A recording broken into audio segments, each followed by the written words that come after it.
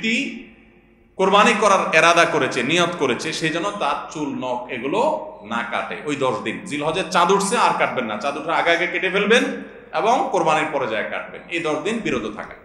তবে অন্য আরো বিভিন্ন রেওয়ায়াত থেকে, বর্ণনা থেকে বোঝা যায় যে এই আমলটা শুধু যিনি কোরবানি করবেন তিনি নন, যিনি কোরবানি করবেন না, কোরবানি করার সামর্থ্য নাই, তিনি এই আমল করতে পারেন, তাহলে আল্লাহ তাআলা তাকে কোরবানি করার সওয়াব দান করবেন।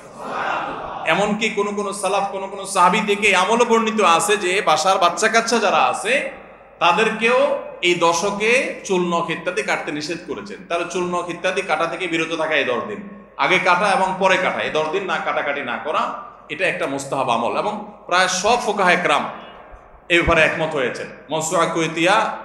মওসুআ ফিকহিয়া কুয়েতিয়ার মধ্যে লেখা হয়েছে যে ইত্তাফাকাল ফুকাহা, সব ফকিহগণ প্রায় একমত যে এই দশকে যিনি কোরবানি করবেন তিনি তো বটেই, কোরবানি যিনি করবেন না তাদের তরফ থেকেও চুল নখ এগুলা কাটা থেকে বিরত থাকা মুস্তাহাব। তাহলে 6 নম্বর আমল গেল চুল নখ ইত্যাদি দশক না কেটে থাকা। 7 নম্বর আমল হলো এই দশকে বেশি বেশি তাকবীর পাঠ করা। এটা তাকবীরে মুতলাক বলা হয়, সাধারণ তাকবীর। আল্লাহু আকবার, আল্লাহু আকবার, লা ইলাহা ইল্লাল্লাহ, আল্লাহু আকবার, আল্লাহু আকবার ওয়ালিল্লাহিল হামদ। এই তাকবীরটা হলো মিন শাআইরিল ইসলাম, এটাকে আমরা করতে পারি। ইসলামের যে নিদর্শনগুলো আছে সেগুলোর মতো করে এই তাকবীরটা আমরা পাঠ করব, এমন ভাবে পাঠ করব যে অলিতে গলিতে, রাস্তাঘাটে সব জায়গায় তাকবীরের ধ্বনি চলতে থাকবে, কারোর ডিস্টার্ব করে না, মৃদু কণ্ঠে সব জায়গায় গুনগুনিয়ে আমাদের মুখ থেকে তাকবীর চলবে।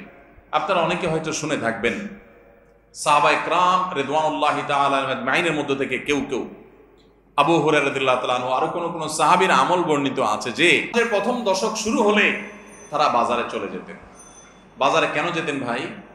শুধুমাত্র এই নিয়তে বাজারে যেতেন যে বাজারে গিয়ে অনেক মানুষজন থাকবে, তাদের সামনে গিয়ে উচ্চস্বরে তাকবীর পাঠ করব, আমার তাকবীর শুনে পুরো বাজারের সবাই গুনগুনিয়ে তাকবীর বলে উঠবে, এই উদ্দেশ্যে শুধুমাত্র কোন কোন সাহাবী বাজারে যেতেন। এবং যে বলতেন আল্লাহু আকবার, আল্লাহু আকবার, লা ইলাহা ইল্লাল্লাহ, আল্লাহু আকবার, আল্লাহু আকবার ওয়ালিল্লাহিল হামদ।